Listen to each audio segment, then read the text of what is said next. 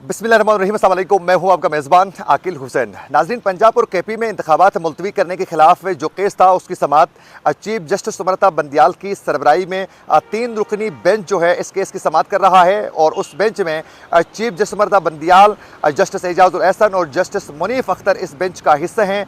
और नाज़रीन, आज इस केस की समाअत के आगाज़ से लेकर वक्फे तक चीफ जस्टिस सुमरता बंदियाल ने बड़े सख्त किस्म के रिमार्क्स दिए हैं। वहीं साथ साथ अटॉर्नी जनरल ने भी बड़ा ज़बरदस्त मौक़िफ़ अपनाया है और पीपल्स पार्टी के वकील फ़ारूक एच नाइक ने भी अपना मौक़िफ़ वाज़े कर लिया है। और उसके अलावा नाज़रीन, सेक्रेटरी दिफा को कल सुप्रीम कोर्ट ने तलब किया था। आज सेक्रेटरी दिफा ने भी अदालत में आकर, रोस्टम में आकर उन्होंने अपना मौक़िफ़ वाज़े किया है सिक्योरिटी के हवाले से भी।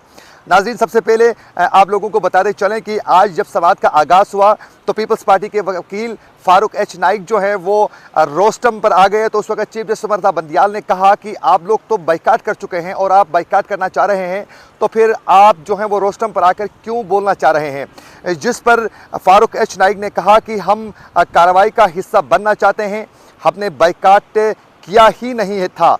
हमारी दरखास्तें जो हैं जो हमने पेश की है वो काबिल समाअत होने और बेंच पर जो तहफ़्फ़ुज़ात थे उस हवाले से हम आगाह कर रहे हैं कि बेंच जो बना है 3 रुकनी बेंच, इस बेंच पर हमारे और तमाम पीडीएम की जमातें और इत्तेहादियों के तहफ़्फ़ुज़ात हैं। लिहाजा इस बेंच को तब्दील करना होगा और 3 रुकनी के बजाय फुल कोर्ट बेंच बनना चाहिए। और उस वक़्त चीफ जस्टिस सुमरता बंदियाल ने कहा कि अखबार में तो कुछ और लिखा था, अगर बाइकाट करना है तो अदालती कार्रवाई का हिस्सा न बने। और साथ साथ बाइकाट अगर आप लोगों ने किया है तो फिर आप रोस्टम पर आकर बात भी नहीं कर सकते हैं और बाइकाट का हिस्सा आगे बन सकते हैं मज़ीद भी। उस दौरान नाज़रीन, जस्टिस मुनीफ अख्तर ने ये रिमार्क्स दिए कि एक जानिब आप बेंच पर इतराज़ात उठा रहे हैं, दूसरी जानिब जो हैं वो आप इस कार्रवाई का हिस्सा भी बनना चाहते हैं। और फिर उन्होंने जस्टिस मुनीफ अख्तर ने गुज़िश्ता रोज़ जो इत्तेहादियों का जो इजलास हुआ था हुकूमती इत्तेहाद का, उसका हवाला देते कहा कि जो कल जो इजलास हुआ है उसका इलामिया एक दफ़ा आप पढ़े कि उसमें किस तरह की ज़बान जो है वो इस्तेमाल की गई है। और पिछले 48 घंटों से मीडिया में यही बात हो रही है और तमाम नेशनल मीडिया में इसी हवाले से बात की जा रही है कि तमाम सियासी इत्तेहादी जो हैं हुकूमती, उन्होंने इस बेंच पर अदम एतमाद कर रही है। तो फिर जब हमारे ऊपर एतमाद नहीं है तो फिर आप कैसे आपके दलाइल सुने जा सकते हैं और आपको सुन नहीं सकते हैं। और उस वक़्त चीफ जस्टिस उमरता बंदियाल ने इस्तफसार किया कि अटॉर्नी जनरल साहब, आपको क्या हिदायत मिली है कि हुकूमत अदालत का बाइकाट कर सकती है। जब ये अटॉर्नी जनरल से उन्होंने पूछा चीफ जस्टिस उमरता बंदियाल ने, तो अटॉर्नी जनरल ने जवाब दिया कि हुकूमत बाइकाट नहीं कर सकती है क्योंकि हुकूमत आइन के मुताबिक चलना चाहती है, तो लिहाजा बाइकाट हुकूमत नहीं कर सकती है। अटॉर्नी जनरल की जानिब से ये मौक़िफ़ वाज़े किया गया। और नाज़रीन, उसके बाद जो है जब उमरता बंदियाल ये रिमार्क्स दे रहे थे तो पीपल्स पार्टी के जो वकील थे उनको कहा गया कि आप लिख कर लाएँ और बताएं कि आप लोगों ने इसका बाइकाट नहीं किया है। और नाज़रीन, उसके बाद जो है जब ये समाअत का आगाज़ हुआ और आगे ये रिमार्क्स चल रहे थे तो उस वक़्त चीफ जस्टिस उमरता बंदियाल ने अटॉर्नी जनरल से दोबारा पूछा कि आप कुछ कहना चाहते हैं।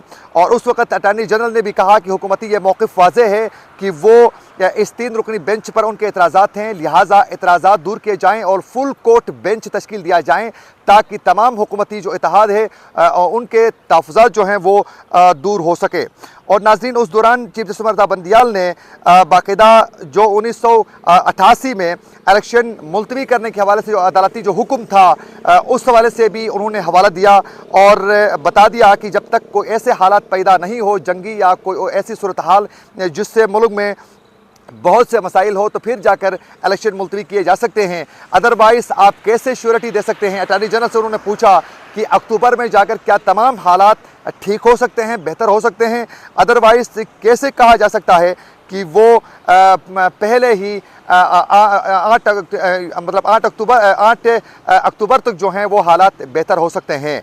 उस दौरान नाज़रीन, जब फ़ारूक एच नाइक और अटॉर्नी जनरल की जानिब से भी ये मौक़िफ़ सामने आया कि 9 रुकनी जो बेंच था उसमें से 4-5 का जो फैसला सामने आ चुका था। और उसके अलावा मुस्लिम लीग नून के जो वकील थे उन्होंने भी कहा कि जस्टिस एजाजुल एहसन जो हैं इस बेंच का हिस्सा पहले बन चुके थे, अपना मौक़िफ़ भी वो वाज़े कर चुके हैं और बेंच से वो अलहदा भी हो चुके थे। दोबारा उसको बेंच का हिस्सा बनाना ये मुनासिब नहीं है।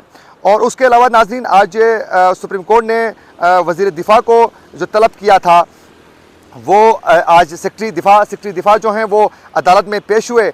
और सेक्रेटरी दिफा जब अदालत में पेश हो गए तो उस वक्त उनसे पूछा सिक्योरिटी के हवाले से कि क्या 8 अक्टूबर से पहले इलेक्शन करवाना क्या सिक्योरिटी के एतबार से बेहतर नहीं है, या फिर 8 अक्टूबर को क्या हालात साजगार होंगे कि हर सूरत से आप बताए जा सकते हैं कि हालात ठीक होंगे।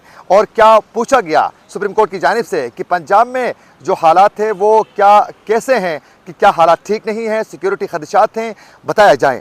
उस वक्त अटार्नी जनरल जो सेक्रेटरी दिफा है लेफ्टिनेंट जनरल हमूदुल जमान अदालत में पेश हुए, रोस्टम पर आए और उन्होंने कहा कि इस वक्त अदालत में कुछ सिक्योरिटी के मामलात के हवाले से हसास मामलात हैं, उस हवाले से मैं यहाँ जिक्र नहीं कर सकता।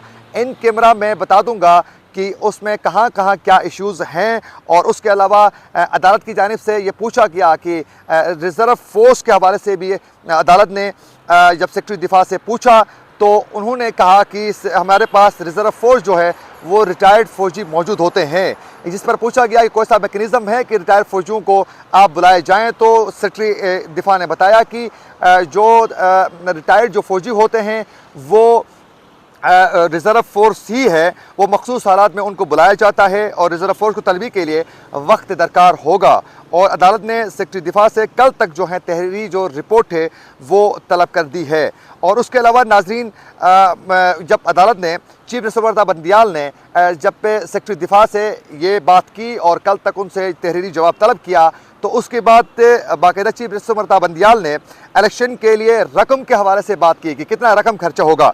और उन्होंने कहा कि इलेक्शन के लिए 20 अरब चाहिए, कौन सा तरक्याती मनसूबा 20 अरब रुपए से कम का है। दरखास्त गुजार के मुताबिक अराकीन के 170 अरब रुपए का फंड्स दिया जाता है। और जस्टिस मुनीफ अख्तर ने कहा कि क्या अरबों रुपए के बजट से 20 अरब रुपए निकालना मुमकिन नहीं। वजीर ख़जाना का बयान था कि फरवरी में 500 अरब रुपए से ज़ायद का टैक्स जमा होगा। तो फिर आखिर क्या वजह है कि ये बताया गया कि हुकूमत क्यों हिचकिचाहट का शिकार है। चीफ जस्टिस सुमरता बंदियाल ने कहा कि हुकूमत हिचकिचाहट का शिकार है और वो क्यों नहीं उन 500 अरब में से चंद रकम निकाल कर वो इलेक्शन करवाने के लिए तैयार नहीं है, क्योंकि 20 अरब रकम चाहिए सिर्फ इलेक्शन के लिए। तो फिर 20 अरब रुपए निकालने में क्या प्रॉब्लम है, जहां 500 अरब जो हैं वो आप टैक्स की मद में जमा कर रहे हैं 500 अरब, तो फिर 20 अरब निकाल कर इलेक्शन करवाने में क्या इशू है। और उसके अलावा चीफ जस्टिस ने कहा कि हुकूमत हिचकिचाहट का शिकार है। हुकूमत ने कहा किसी से बात नहीं करेंगे, अदालत फैसला करें, तरक्याती अखराजात कम नहीं करने तो गैर तरक्याती अखराजात कम करें, लेकिन इलेक्शन जो हैं वो मुकर्रर वक्त पर करवाना होगा।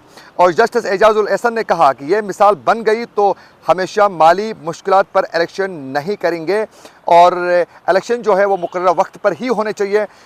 ये रिमार्क्स थे मुत्तफ़िका तौर पर। लेकिन नाज़रीन हमने देखा कि पीपल्स पार्टी की जानिब से भी ये मौक़िफ़ अपनाया गया कि हमने अदालत का बाइकाट नहीं किया है, बल्कि जो बेंच है उस पर तहफ़्फ़ुज़ात हैं। और बार बार ये बताया गया अदालत को पीपल्स पार्टी के वकील की जानिब से और उसके अलावा मुस्लिम लीग नून के वकील की जानिब से भी, अटार्नी जनरल की जानिब से भी कि फुल कोर्ट बेंच तश्कील दिया जाए ताकि जो तहफ़्फ़ुज़ात हैं वो दूर हो सके।